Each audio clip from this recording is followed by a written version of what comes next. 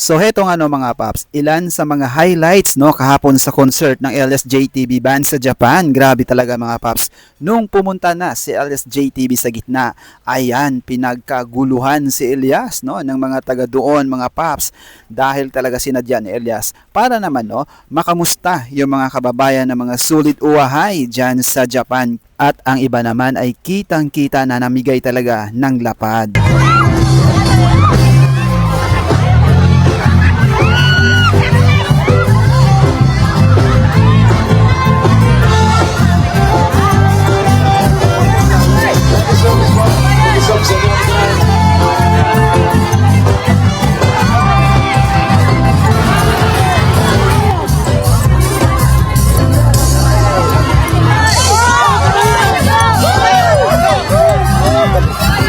This is the essence of kabaitan ni LSJTB mga paps. Kaya naman mga paps, yung iba ay nagbiyahe pa talaga papuntang Kobe, Japan, no?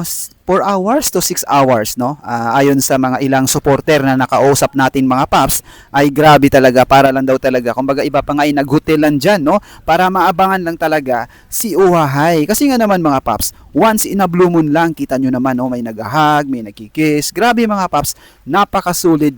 Kumbaga mga paps, ay si Elias ay napakasimple. Simpleng tao na kumbaga dati ipinangarap niya na ito, pero ngayon ay naging totoo na mga paps.